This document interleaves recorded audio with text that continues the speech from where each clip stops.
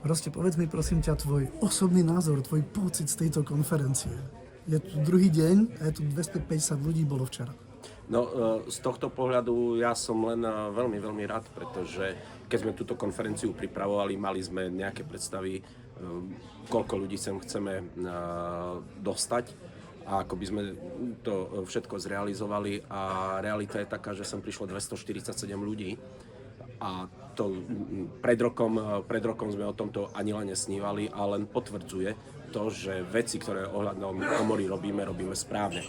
Že máme správny smer a treba sa ho držať.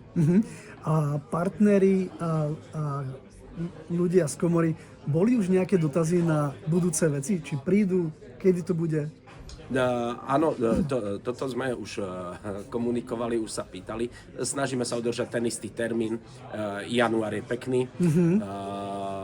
Sponzorov sa nám darí udržať, pretože sponzori vedia, že budú prednášať svoje produkty a služby pred ľuďmi, ktorí sú už priamo ich spotrebiteľmi.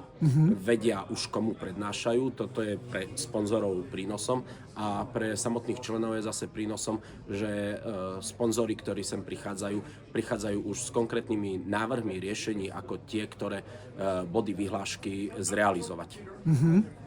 A plánujete aj na budúci rok nejaké legislatívne zmeny, akože zmeny prednášok, čo sa týka legislatívnych vecí, pretože toto bol nejaký dotaz. Či to bude viac akcentované na tej ďalšej konferencii? Toto závisí od nášho milého regulátora, ktorý Slovenskú republiku udržiava v pokluse a veľmi často mení celú legislatívu a rôzne podstatné časti. Takže uvidíme, budeme reagovať na to, čo život prinesie a ako sa s tým regulátor vysporiadá s chybami, ktoré už dnes sa ukazujú, že sú chybami, alebo ako sa vysporiadá s nejakými svojimi vlastnými novými nápadmi v danej oblasti.